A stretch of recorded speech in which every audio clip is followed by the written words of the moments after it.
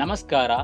Hole ಮತ್ತು blind ಹೋಲ್ಸ್ಗಳ ಮೂಲಕ ಡ್ರಿಲ್ನ ಕುರಿತು ಸೆಷನ್ಗೆ ಸ್ವಾಗತ.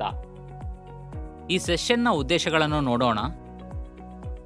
ಈ ಸೆಷನ್ನ ಕೊನೆಯಲ್ಲಿ ನೀವು ಕೆಳಗಿನವುಗಳನ್ನು ಕಲಿತಿರುತ್ತೀರಿ. ವೆರ್ನಿಯರ್ ಹೈಟ್ ಗೇಜ್ ಅನ್ನು ಬಳಸಿಕೊಂಡು ಡ್ರಿಲ್ ಹೋಲ್ ಸೆಂಟರ್ ಅನ್ನು ಗುರುತಿಸುವುದು, ಡ್ರಿಲ್ಲಿಂಗ್ ಮಿಷಿನ್ನಲ್ಲಿ ಸರಿಯಾದ ಸ್ಪೆಂಡಲ್ ಸ್ಪೀಡ್ ಅನ್ನು ಹೊಂದಿಸುವುದು, ಡ್ರಾಯಿಂಗ್ ಪ್ರಕಾರ ಹೋಲ್ನ ಮೂಲಕ ಡ್ರಿಲ್ ಮಾಡುವುದು, ಬ್ಲೈಂಡ್ ಹೋಲ್ ಅನ್ನು ಕೊರೆಯಲು ಡೆಪ್ತ್ ಬಾರ್ ಅನ್ನು ಹೊಂದಿಸುವುದು, ಅಗತ್ಯವಿರುವ ಡೆಪ್ತ್ ಸೈಜ್ಗೆ ಬ್ಲೈಂಡ್ ಹೋಲ್ ಅನ್ನು ಕೊರೆಯುವುದು. ಈ ಕಾರ್ಯಾಚರಣೆಗೆ ಅಗತ್ಯವಿರುವ ವಸ್ತುಗಳು ಮತ್ತು ಸಾಧನೆಗಳನ್ನು ಈಗ ನೋಡೋಣ. Drilling machine, drill bits, spanner, vernier height gauge, try square, vernier caliper, cutting lubricant, mild steel plate,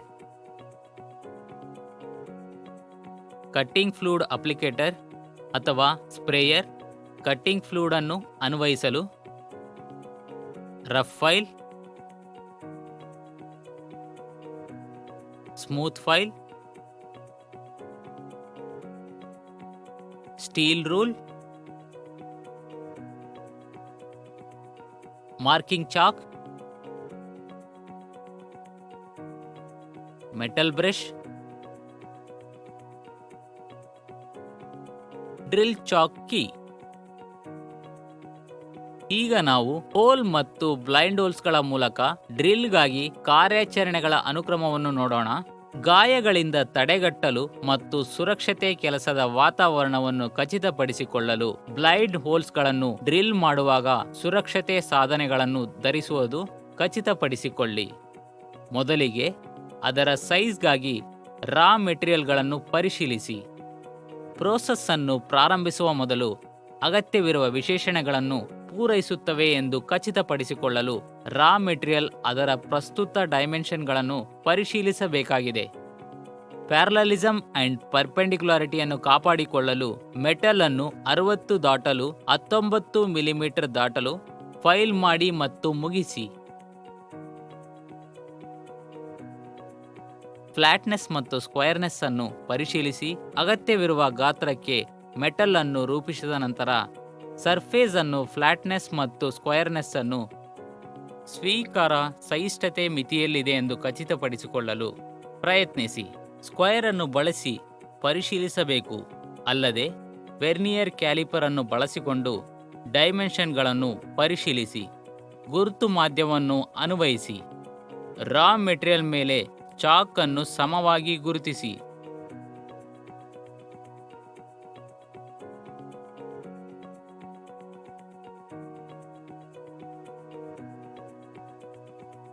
ನಂತರ ಡ್ರಿಲ್ ಹೋಲ್ ಸೆಂಟರ್ಸ್ಗಳನ್ನು ಗುರುತಿಸಿ. ವೆರ್ನಿಯರ್ ಹೈಟ್ ಗೇಜ್ ಅನ್ನು ಬಳಸಿ ಡ್ರಾಯಿಂಗ್ ಪ್ರಕಾರ ಮೆಟಲ್ ಪೀಸ್ನ ಮೇಲೆ ಡ್ರಿಲ್ ಹೋಲ್ಸ್ಗಳ ಕೇಂದ್ರಗಳನ್ನು ಗುರುತಿಸಿ. ಈಗ ಸೆಂಟರ್ಸ್ಗಳನ್ನು ಪಂಚ್ ಮಾಡಿ. ಗುರುತಿಸಲಾದ ಬಿಂದುಗಳಲ್ಲಿ ರಂಧ್ರಗಳನ್ನು ರಚಿಸಲು ಸೆಂಟರ್ ಡ್ರಿಲ್ ಬಿಟ್ ಅನ್ನು ಬಳಸಿ. ಈ ಡ್ರಿಲ್ಡ್ ಹೋಲ್ಸ್ ಫೈನಲ್ ಹೋಲ್ಸ್ಗಳನ್ನು ನಿಖರವಾಗಿ ಕರೆಯಲು ಸಹಾಯ ಮಾಡುತ್ತದೆ.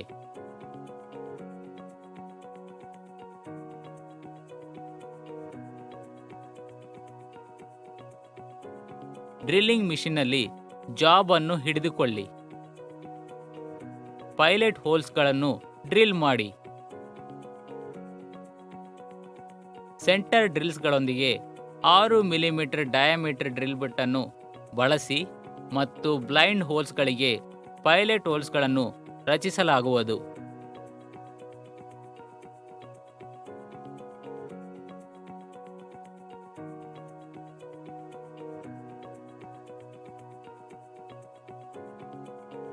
ಪೈಲಟ್ ಹೋಲ್ಸ್ಗಳು ದೊಡ್ಡ ಡ್ರಿಲ್ ಬಿಟ್ಸ್ಗಳನ್ನು ಸರಿಯಾದ ಮಾರ್ಗವನ್ನು ಅನುಸರಿಸುತ್ತವೆ ಮತ್ತು ಮೆಟಲ್ ಪೀಸ್ಗೆ ಯಾವುದೇ ಹಾನಿಯಾಗದಂತೆ ತಡೆಯುತ್ತದೆ. ಹೋಲ್ನ ಮೂಲಕ ಡ್ರಿಲ್ ಮಾಡಿ. ಮುಂದೆ ಡ್ರಿಲ್ ಬಿಟ್ಟನ್ನು 8.5 ಮಿಲಿಮೀಟರ್ ಡಯಾಮೀಟರ್ ಒಂದಿಗೆ ಬದಲಾಯಿಸಿ ಮತ್ತು ಹೋಲ್ನ ಮೂಲಕ ಡ್ರಿಲ್ ಮಾಡಿ. ಹೋಲ್ಸ್ಗಳ ಮೂಲಕ ಮೆಟಲ್ ಪೀಸ್ನ ಮೂಲಕ ಎಲ್ಲ ರೀತಿಯಲ್ಲಿ ಹೋಗಿ.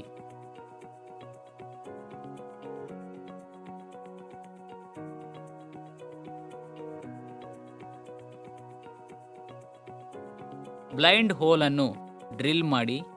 ಬ್ಲೈಂಡ್ ಹೋಲ್ಸ್ಗಳನ್ನು ಡ್ರಿಲ್ ಮಾಡಲು ಹೊಂದಿಸಲಾಗುತ್ತದೆ.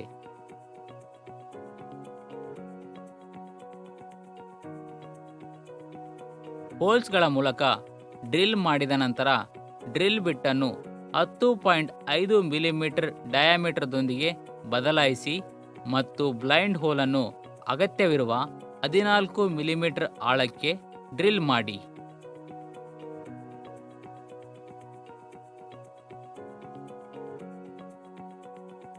ಈಗ ಬ್ಲೈಂಡ್ ಹೋಲ್ಸ್ಗಳ ಆಳವನ್ನು ನಿಯಂತ್ರಿಸುವ ನಿಧಾನವನ್ನು ನಾವು ನೋಡೋಣ.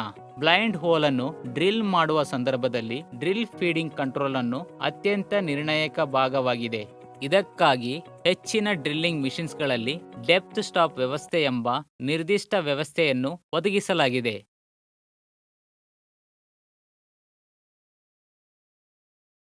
ಆಳದ ನಿಲುಗಡೆ ವ್ಯವಸ್ಥೆಯು ಸ್ಪೆಂಡಿಲ್ ಅಡ್ವಾನ್ಸ್ಮೆಂಟ್ ಅನ್ನು ಮಾನಿಟರ್ ಮಾಡಲು ಪದವಿಗಳನ್ನು ಒಳಗೊಂಡಿದೆ.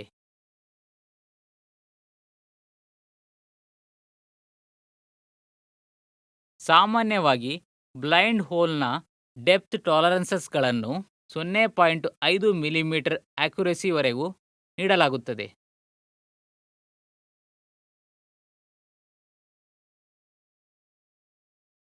ವರ್ಕ್ಪೀಸ್ನಲ್ಲಿ ಫುಲ್ ಡಯಾಮೀಟರ್ ರೂಪುಗೊಂಡ ನಂತರ ಮಿಷಿನ್ ಅನ್ನು ನಿಲ್ಲಿಸಿ ಮತ್ತು ಡೆಪ್ತ್ ಸೈಟ್ನ ಗ್ರಾಜ್ಯುಯೇಷನ್ ಮಾರ್ಕ್ಸ್ಗಳಲ್ಲಿ ಓದುವಿಕೆಯನ್ನು ಗಮನಿಸಿ, ಅಂದರೆ ಆರಂಭಿಕ ಓದುವಿಕೆ. ಈಗ ಲಾಕ್ ನಟ್ ಸೆಟ್ಟಿಂಗ್ ಆರಂಭಿಕ ರೀಡಿಂಗ್ ಮತ್ತು ಹೋಲ್ನ ಅಳತೆ ಸಮಾನವಾಗಿರುತ್ತದೆ. ಲಾಕ್ ನಟ್ ಸೆಟ್ಟಿಂಗ್ ರೀಡಿಂಗ್ ಪಕ್ಕದಲ್ಲಿ ನಿಲ್ಲುವ ರೀತಿಯಲ್ಲಿ ಸ್ಟಾಪ್ ಅನ್ನು ಹೊಂದಿಸಿ ಮತ್ತು ಈ ಸ್ಥಾನದಲ್ಲಿ ಲಾಕ್ ನಟ್ ಅನ್ನು ಬಿಗಿಗೊಳಿಸಿ. ಸೆಟಪ್ಗೆ ತೊಂದರೆಯಾಗದಂತೆ ಹೋಲ್ ಅನ್ನು ಕೊರೆಯಲು ಮತ್ತು ಡ್ರಿಲ್ ಅನ್ನು ಆಹಾರಕ್ಕಾಗಿ ಡ್ರಿಲ್ಲಿಂಗ್ ಮಿಷನ್ ಅನ್ನು ಪ್ರಾರಂಭಿಸಿ. ಲಾಕ್ ನಟ್ ಆರ್ಮ್ ಅನ್ನು ತಲುಪುವವರೆಗೂ ಡ್ರಿಲ್ ಮಾಡುವುದನ್ನು ಮುಂದುವರಿಸಿ. ಇದರಿಂದ ಅಗತ್ಯವಿರುವ ಡೆಪ್ತ್ ಅನ್ನು ಡ್ರಿಲ್ ಮಾಡಲಾಗುತ್ತದೆ. ಎಲ್ಲ ಡ್ರಿಲ್ಲಿಂಗ್ ಮುಗಿದ ನಂತರ ಯಾವುದೇ ರಫ್ ಎಡ್ಜಸ್ಗಳನ್ನು ಸುಗಮಗೊಳಿಸಲು ಫೈಲ್ ಅನ್ನು ಬಳಸಿ ಮತ್ತು ಡ್ರಿಲ್ ಮಾಡಿದ ಹೋಲ್ಸ್ ಮತ್ತು ಮೆಟಲ್ ಸರ್ಫೇಸ್ಗಳಿಂದ ಬರ್ಸ್ ತೆಗೆದುಹಾಕಿ. ಇದು ಸ್ವಚ್ಛ ಮತ್ತು ನ್ಯಾಯಗೊಳಿಸಿದ ಮುಕ್ತಾಯವನ್ನು ಖಾತ್ರಿಗೊಳಿಸುತ್ತದೆ. ತಾಳವಾದ ಆಯಿಲ್ ಅನ್ನು ಅನ್ವಯಿಸಿ ಮತ್ತು ಅದನ್ನು ಸಂರಕ್ಷಿಸಿ. ಅಂತಿಮವಾಗಿ ಮೆಟಲ್ ಪೀಸನ್ನು ರಸ್ಟ್ ಮತ್ತು ಕರೋಷನ್ಗಳಿಂದ ರಕ್ಷಿಸಲು ನಾವು ಎಲ್ಲ ಸರ್ಫೇಸ್ಗಳಲ್ಲಿ ತೆಳುವಾದ ಆಯಿಲ್ ಅನ್ನು ಅನ್ವಯಿಸುತ್ತೇವೆ. ಈ ಪ್ರಿಸರ್ವೇಷನ್ ಸ್ಟೆಪ್ ಸಿದ್ಧಪಡಿಸಿದ ಉತ್ಪನ್ನವು ಉತ್ತಮ ಸ್ಥಿತಿಯಲ್ಲಿ ಉಳಿಯುವಂತೆ ಎಂದು ಖಚಿತಪಡಿಸುತ್ತದೆ. ಚರ್ಚಿಸಿದ ಕೀ ಪಾಯಿಂಟ್ಸ್ಗಳನ್ನು ಮರುಪರಿಶೀಲಿಸೋಣ. ಅಗತ್ಯವಿರುವ ಗಾತ್ರಕ್ಕೆ ಮೆಟಲ್ ಅನ್ನು ಫೈಲ್ ಮಾಡಿ. ವೆರ್ನಿಯರ್ ಕ್ಯಾಲಿಪರ್ನೊಂದಿಗೆ ಸ್ಕ್ವಯರ್ ಮತ್ತು ಸೈಜ್ ಅನ್ನು ಪ್ರಯತ್ನಿಸಿ. ಸ್ಕ್ವಯರ್ನೆಸ್ ಮತ್ತು ಸ್ಕ್ವಯರ್ ಅನ್ನು ಮರುಪರಿಶೀಲಿಸಿ. ನಿರ್ದಿಷ್ಟತೆಯ ಪ್ರಕಾರ ಬ್ಲೈಂಡ್ ಹೋಲ್ಸ್ಗಳಿಗೆ ಹೋಲ್ಸ್ಗಳನ್ನು ಡ್ರಿಲ್ ಮಾಡಿ. ಇದು ನಮ್ಮನ್ನು ಸೆಷನ್ನ ಅಂತ್ಯಕ್ಕೆ ತರುತ್ತದೆ. ಹೋಲ್ಸ್ ಮತ್ತು ಬ್ಲೈಂಡ್ ಹೋಲ್ಸ್ಗಳ ಮೂಲಕ ಡ್ರಿಲ್ ಮಾಡುವ ಬಗ್ಗೆ ನೀವು ಉತ್ತಮ ತಿಳುವಳಿಕೆಯನ್ನು ಪಡೆದಿದ್ದೀರಿ ಎಂದು ಭಾವಿಸುತ್ತೇವೆ. ಮುಂದಿನ ಸೆಷನ್ನಲ್ಲಿ ನಿಮ್ಮನ್ನು ಭೇಟಿ ಮಾಡುತ್ತೇವೆ.